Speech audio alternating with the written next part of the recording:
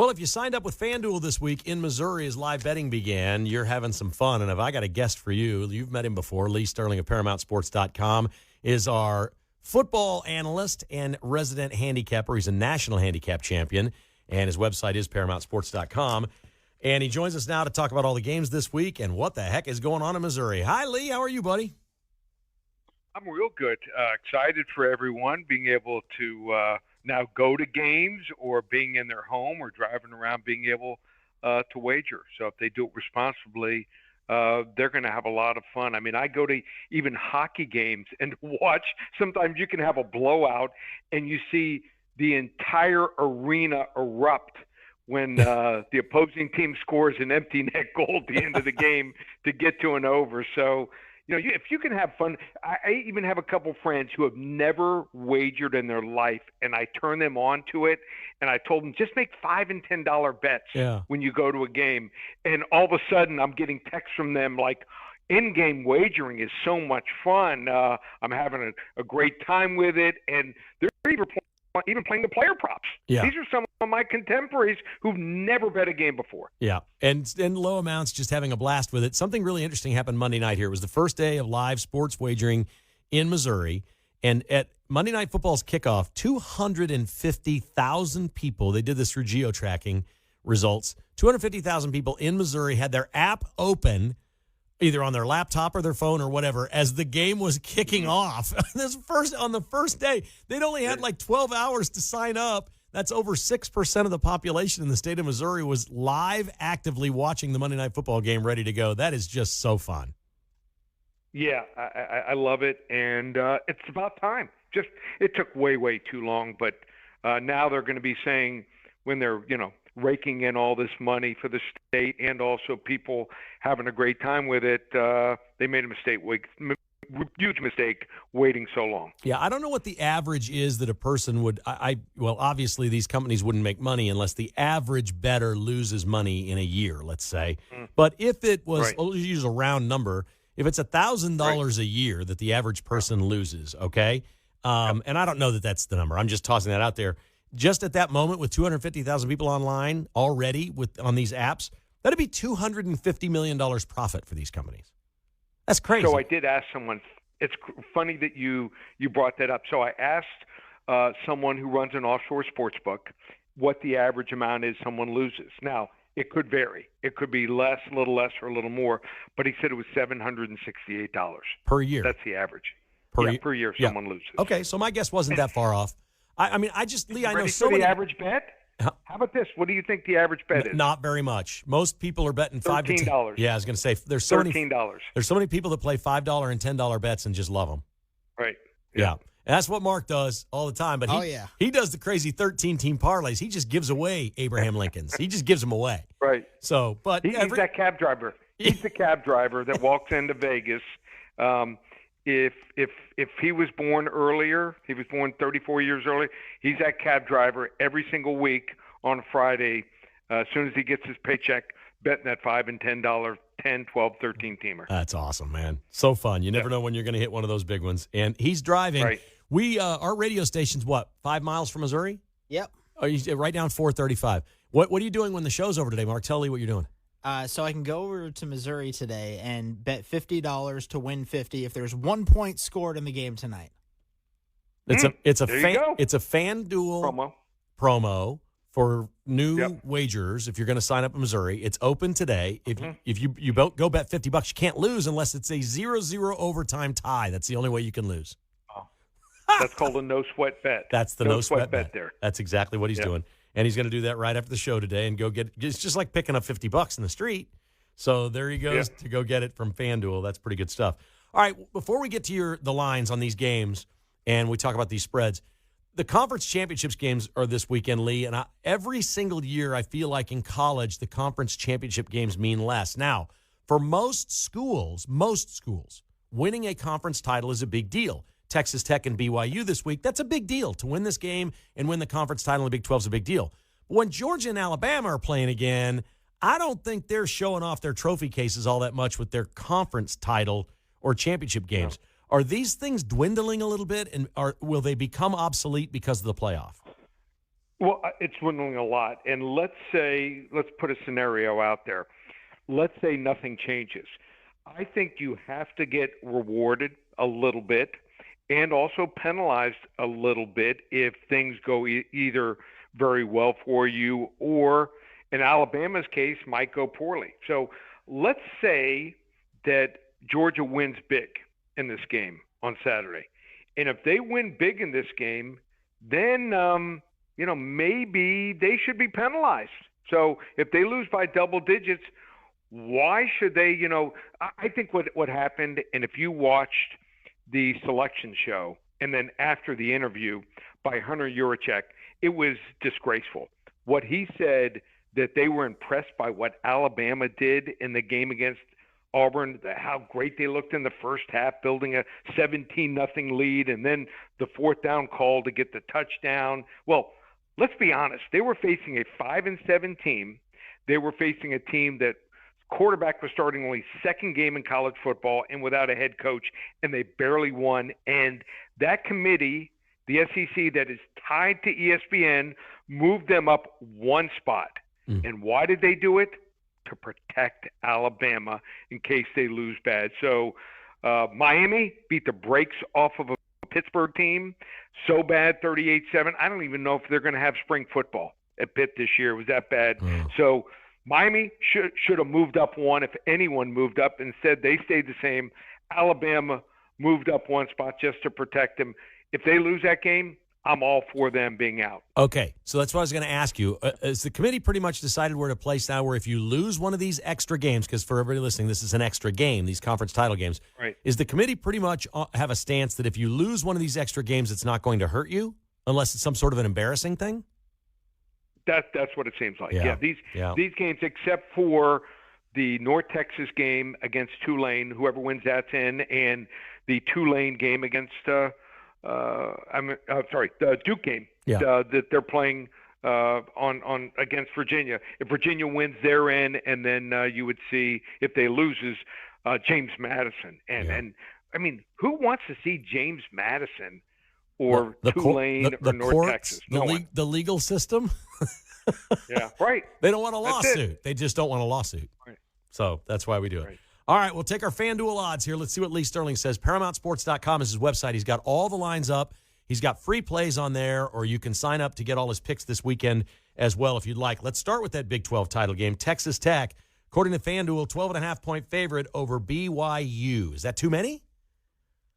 I think it is. Now, I watched the first game, and I turned to a friend of mine. I'm like, this game should be 40-0. They dominated. The final score was 29-7. They look great, Texas Tech, especially on defense. They're a top 10 in almost every major statistical category.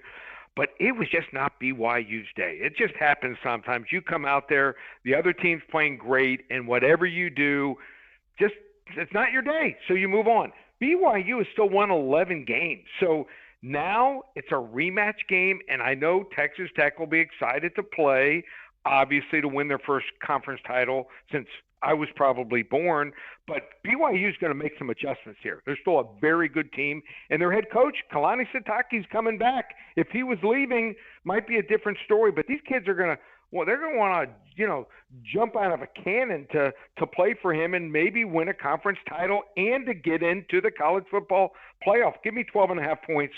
Tech wins 30-24, but BYU covers. All right, let's move on to the pros here. And the Broncos are a big favorite over the Raiders. I feel like the Raiders are circling the drain and going to be no help to the Chiefs in any way, knocking off any of these other teams. And the Broncos are well on their way to winning this division. The question here, I don't think is who wins, is 7.5 too much? That first game was unwatchable. Yeah. It was that bad. Maybe the worst Thursday night game we've seen ever. So do I think we're going to see a game like that? No. Why? I think that the Raiders have even gotten worse on offense. They have no offensive coordinator. Obviously, they fired Kelly. He's gone, and that offensive line is embarrassing. The receivers can't get any separation at all. And I think Denver kind of found themselves in the second half and overtime, the game last week. I wouldn't say they used hurry up, but they came and got to the line at a quicker pace. And I think they know if they can do that, more possessions is going to mean an easier win here against the Raiders. Raiders just playing out the season. There's a couple teams that are bad that are still playing hard, but I think the Raiders have packed it in. Give me the Broncos. Raiders aren't going to help out the Chiefs at all here. I think Broncos win this game here 27-10. All right, the Chiefs continue to be favorites, and they continue to lose football games. This time they're a 3.5-point favorite against the Houston Texans. The loser's in real trouble. I think the winner has a real shot to make the postseason, but the loser here is in real trouble. Chiefs minus 3.5. What say you? And this is going to be a hard-fought defensive struggle. Let's be honest. Let's look at both of the offensive line. Kansas City, ton of injuries. And, it's tough to protect a quarterback when you got all those injuries. And then on the other side, Houston's offensive line, I don't think is very good. They're sitting here with a total at 41.5. So I think they're begging you to play the over, thinking, oh, you got C.J. Stroud, you got Patrick Mahomes. All you need is a 23-20 game. Don't fall for the trap. We're going to take a different approach to this game. I'm going to play under. I think the Chiefs probably are the right side, barely. I have them winning the game 20-16, but I mean, the line, I think, is off 3 or 4 points here. I think it's too high, believe it or not. Play the under 41.5 for 42 total points. Yeah, and it could be one of those games where one big defensive play wins the game for one of these teams. So I'm with you. Lee Sterling, ParamountSports.com. What will people see if they wanted to check out your website? Well, we have what's called Double Down December, and this is what I'm going to do. We've been on a roll. We've won 9 of the last 11 weeks in college football. In the NFL, we won Thanksgiving Day, Friday big, Saturday I think went 4-1, hit all our big games, and also won on Sunday. So you want to hop on board. Normally $4.97 from tonight all the way through December 31st. You want to get college football championship weekend, first couple rounds, college football playoffs. We'll have all those games. When it slows down, I can usually do even better than the great November that we had because I can study more film on less teams. And then we've got all the bowl games, college football, and the next 4 weeks of the NFL season. We're on a 37-17-1 run in the NFL. Yeah, we're rolling there. So how about this? Double down December, every game, college and football, and in the NFL through December 31st. Use coupon code for your show only, save 100, just $397 all the way through the end of the month. One place, ParamountSports.com. Thank you, buddy. Appreciate your time. Let's go get some winners this weekend. Sounds good. Sounds like a plan. Thank you, Lee Sterling. I've known him for over 25 years now. Nice man. Honest guy in a business that at one time was once controversial. It's not very controversial now, but good stuff there. If you've signed up for FanDuel and you're playing in Missouri now and you want a little help, Lee Sterling can maybe help you out on some of these picks in the early going. Check him out anytime at ParamountSports.com. All right, let's wrap it up talking with our good friend Mark Van Sickle, Mark Van Parlay, Mark Van Everything. We had a winner there for Weird Al. What do we have? Oh, yeah, Brian from KC. Love it. Pretty happy, aren't they? Now, do you think that the wife likes going to Weird Al, or is this a guy thing? What do you think Weird Al is exactly? Because I want to go. I think it's multi-generational, multi-sex. I think anybody can like Weird Al. I like that. I saw yesterday a video that he made of Party in the CIA. That's nice. Is that Miley Cyrus, Party in the USA? Yeah. Miley Cyrus. And she didn't want us using that song, or Trump, or anybody using that song anymore, she said. Well, nobody ever wants to use their song because they've already made their money on it, and they're like, okay, we're good.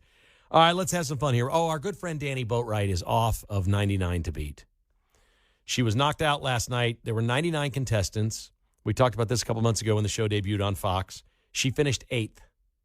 Yeah, we figured she would make it pretty far in the show at least. She did great. She lost on a teeter-totter kind of thing where you had to balance it, and you had to keep the arrow right on the red dot in the middle for 3 seconds, and another lady beat her. It came down to the two of them, and that was the end for Danny. Congratulations, Danny, on another great contestant work there. You did great. How about this one, Mark? How do you feel about going to the bathroom at work? I mean the part where you close the stall, not the part where you stand. I don't hate it. 35% of the people in America are scared to do it at work. Really? According to a new survey. 20% of the people will not do it. They will leave the building and go somewhere else. Interesting. They're afraid of certain things that, their coworkers, like noise, odor, whatever. I was like, I don't like going at work. Okay. So the whole story was about how to be really regular and be able to go before you go to work. I get that. That's not too bad. I'm lucky to be regular. I go before work, so it's never really an issue here unless I'm sick. So I don't know why I bring that up, but I've always wondered if I'm the only person that doesn't really want to go at work. I know some people on the second floor below us don't like going at their work, so they come up to our work. Yeah, that's right. That's exactly right. We used to find at the old radio station, Sports Radio 1510, before it was 810, we had a certain employee that worked very early in the morning every day and did it, and it was pretty much ruined for everyone the rest of the day. So there was no even attempt to go in. There was only one stall. It's like, nope, you're not going in there. That's not happening. If you have Spotify and you listen to music or podcasts, you get your results. And everybody got them yesterday on their listening habits for 2025. Mark, what did yours tell you? We listened to a lot of Forrest Frank in the car this year. Okay. Number one artist. All my top 5 songs were Forrest Frank. He's a Christian hip-hop rap artist. That's awesome. Mm-hmm. So you listen as a family in the car and the whole thing. Okay. And you don't know how many minutes you listened? I did. I need to look that up really quick, though. All right, so mine's ridiculous. Mine was 30,000 minutes of music. My podcast listening is not very high. I check my own podcast, but I don't listen to a lot of podcasts on Spotify. Usually I'm the guy that plays music at the pool and the guy who plays music at the golf course. And I take requests. People name artists, and I play them. So it tells you, based on the music you played for a whole year, they try to guess your age. And this is where it's really shocking. Mark, what did they think your age is? They actually got me spot on. They thought I was 40. Okay. And I am 40. Well, they thought I was 33. Oh, wow. Isn't that amazing? That's pretty sweet. Now, again, people in the group requesting artists, and I'll play their artist. So we've got a friend of ours that likes to play Pink or some other younger, sometimes artists I don't even know, or newer, Taylor Swift, whatever. Yeah. So things happen on my playlist that I wouldn't necessarily play, but I'm doing it for other people. So I think it reflected me younger than I actually am. My number one artist was Eric Church this year. The number one song I played was his new song, Hands of Time. It's a good one. I don't know why, but I also think there's a code in there once you start playing stuff and then you go on shuffle. It plays the stuff it knows you play most. Oh, yeah. So I think it's sort of a monster that feeds itself. Mm-hmm. I do believe that happens. They've got the algorithm down. We learned this week what tickled your tonsils means from Andy Reid. Did you know that we know what this is now? Shove it down your throat? That's right. Yeah. We're gonna take the ball and shove it down their throat. Mm-hmm. Not just in an acronym for running the ball necessarily. Everything you do, we're going to just shove the football right down their throat. Jason Kelsey busted that out on the Kelsey podcast. Travis said he'd never heard Andy say it before. Mm-hmm. But apparently Jason had heard it from other coaches or other players before, and it's a saying in football that we're just gonna go at you and shove the ball right down your throat. You buying that? Yeah, I'm buying that. I think that was kind of what I thought he meant, but I didn't know. So it was fun to play around with that all week. No, it definitely was. And they had a great time on there, notwithstanding the fact that they had George Clooney on. But that's okay. Jason knew, Travis didn't, and Andy never. But Travis said, to his credit, Andy has so many phrases, I can't keep track of them all. He loves them. And he doesn't repeat them. He's just got new ones all the time. So we're hoping the Chiefs are going to tickle those tonsils. There's going to be signs. There's going to be signs at Arrowhead. Oh, yeah. Sunday Night Football, come on. Sunday Night Football. Tickle those tonsils. That's just unbelievable. Okay, and finally, we have the FanDuel play this week, and it's tonight. The Cowboys play the Lions tonight. This is a great Thursday night game. You're telling me in Missouri, if I sign up for FanDuel and deposit $5, okay, and open an account, I get a $50 free bet tonight. If any point by either team is scored in the game, I win $50. Yes, and if you have an account, even in Kansas, if you want to drive over to the state line, if you're a new bettor in Missouri and you just started this week, it's anybody who has a FanDuel account can do this. So if you had a FanDuel account, you live in Arizona, and you're a trucker and you're driving through Missouri, you can get it today. Exactly right. That's fantastic. Just got to opt in. You can't wait. Is it the best part of your day? I love it. Yeah, I'm going to go over there and get it and then come back to work and finish my work. Go get it, man. The no-brainer bet is on. And I think that's going to do it for Uncanceled today here on Case. Are we right at the top? You're right. Yeah, are we close? That's okay. The music wasn't wasn't playing. Talking to you. That's okay. The Vince Show's coming up next.